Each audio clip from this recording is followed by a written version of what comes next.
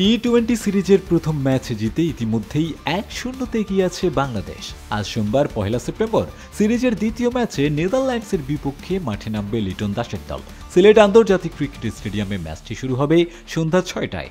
এই ম্যাচে জয় পেলে সিরিজ নিশ্চিত হয়ে যাবে বাংলাদেশের। অন্যদিকে সিরিজে টিকে থাকতে হলে জয়ের বিকল্প নেই রায়ান কুকের শিশুদের জন্য। তাই ম্যাচটিকে ঘিরে দুই দলের মাঝেই বাড়তি উত্তেজনা কাজ করছে। ডাচ ক্রিকেটার নোয়া ক্রস ম্যাচ পূর্ব সংবাদ সম্মেলনে বলেন, আমাদের এখনো ঘুরে দাঁড়ানোর সুযোগ আছে। আমরা বিশ্বাস করি পরের দুই ম্যাচ জিতে 2-1 ব্যবধানে সিরিজ জিতব। বাংলাদেশি বোলারদের প্রশংসা করে তিনি আরও বলেন, বাংলাদেশের পেস আক্রমণ সত্যিই অসাধারণ। ওরা ফ্র্যাঞ্চাইজি ক্রিকেটে খেলে অনেক অভিজ্ঞ। এমন শক্তিশালী বোলিং আক্রমণের বিপক্ষে খেলাটা আমাদের জন্য বড় সুযোগ। ক্রস স্মরণ করিয়ে দেন, আমরা সর্বশেষ যখন বাংলাদেশে খেলেছি সেটা ছিল ভিন্ন কন্ডিশনে, 2022 ও 2023 বিশ্বকাপে। কিন্তু এখানকার পরিবেশ একেবারেই আলাদা, যা আমাদের কাছে অচেনা। এই কন্ডিশনে খেলা আমাদের জন্য যেমন চ্যালেঞ্জ, তেমনি বিশ্বকাপের আগে মূল্যবান অভিজ্ঞতা।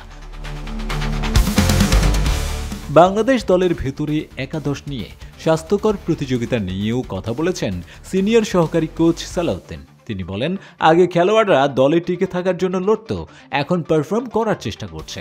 এটাই দলে ইতিবাচক পরিবেশ তৈরি করছে। পারফর্মার যত বাড়বে দলের মান তত উন্নত হবে। দ্বিতীয় ম্যাচে দীর্ঘদিন পর ফেরা নুরুল হাসান সোহানকে একাদশে দেখা যাবে কিনা এমন প্রশ্নে তিনি বলেন, একাদশ নিয়ে আগাম কিছু বলা সম্ভব নয়, তবে বেঞ্চ শক্তিশালী হলে সেটি দলের জন্য ভালো। শামীম অসুস্থ থাকায় সাইফ সুযোগ পেয়েছে এবং ভালো করেছে। সবার মধ্যেই এখন ধারাবাহিকভাবে পারফর্ম করার তাগিদ রয়েছে। প্রথম ম্যাচে আগে বোলিংয়ে জয় পেয়েছিল বাংলাদেশ। দ্বিতীয় ম্যাচে কি আগে ব্যাট করে ডিফেন্ড করার চেষ্টা করবে টাইগাররা? এ প্রসঙ্গে সালাউদ্দিন স্পষ্টভাবে জানান, এটা এক্সপেরিমেন্ট করার জায়গা নয়। আন্তর্জাতিক ক্রিকেটে একটাই লক্ষ্য, জয়। তাই জেতার জন্য যে সিদ্ধান্ত নিতে হবে সেটাই নেওয়া হবে। আজমাইন শায়রা নাজিম, দৈনিক আওয়ার বাংলাদেশ।